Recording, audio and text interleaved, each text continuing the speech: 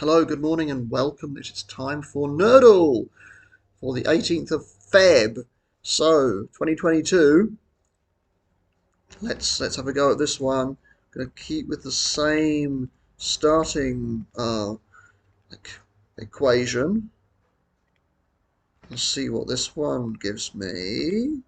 Right. Oh, it gives me actually a lot of information. So there's a lot of information here. So we know that that's a two-digit number. It's going to equal a two-digit number, and the 5 is there. So the two-digit number that's going to equal which means that it could still be say something times something, add something or subtract something. Gives this two-digit number, or it could be something minus something gives a two-digit number.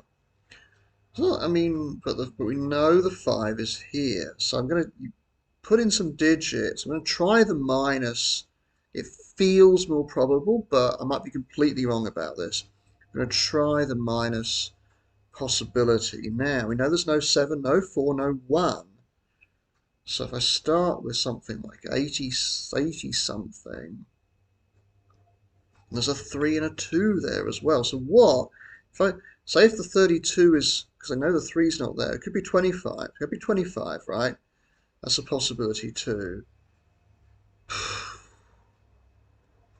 The thing is, if it's 25, and I go for something like 98, it could be 90, so it could be 98 minus 25. Well, that can't be right, because that leaves me with 73. 68 minus 25 is going to leave me with 33. That could be a possibility, couldn't it? Okay. 60, 68. Oh no, minus 25 is 43. Well, that's no good. 78. So it could be 88. 88 minus 25 is 63. Right. That's gonna give me. That's possible, right? Doesn't do anything that I'm not allowed to do. I haven't used anything twice. Just want to check that. Um, Lock it in. Oh wow! Wow! I was just amazed to see it pop up like that. Wow! I was just like, oh, okay. I don't know what the odds of that were. I wonder. Someone needs to invent a Scoredle for Nerdle, don't they? So Scoredle, by the way, is a you might have seen it. Scoredle, Scoredle. Google that, and it will come up with this little thing that you tap in the final word.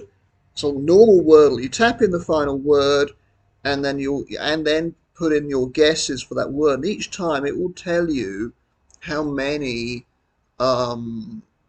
potential options there are at each step of the process.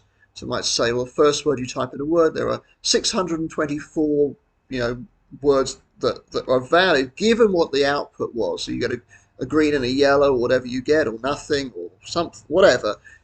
From that, it will tell you there are 624 words. It will tell you what it thinks your best guess would have been on the second guess. You can put it in your second guess. You now have 37 words, etc. All right, the numbers vary a lot, just depending on sheer luck of what pops out. And this is the same thing. So I don't know how many options there were here for my second guess. It might be that there weren't that many. But now, if I look at my stats, it's the second time I've had a 2 in 23 attempts. It's a fairly kind of a standard sort of distribution here, isn't it? 2, 7. So I've actually got quite a lot of 3s. 2, 7, 10, 3, 1. I haven't missed one yet. I've only actually gone beyond 4 times. A little bit surprising that I haven't had that many that have gone beyond 4. But that obviously ties my record. Getting a 1, I wonder what the odds of getting a 1 are. How many potential puzzles there are. I imagine it's sort of comparable to Wordle, how many solutions there are. I'm sure somebody will have worked this out by now. Anyway, that will do. how bizarre getting it on my second attempt. It's just did not expect that at all.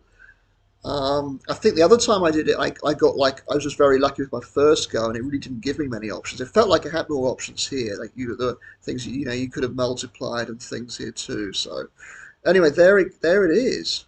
So that's all my I'm wordled and nerdled and everything out for today. I can get on with the rest of my day. Okay, bye everybody.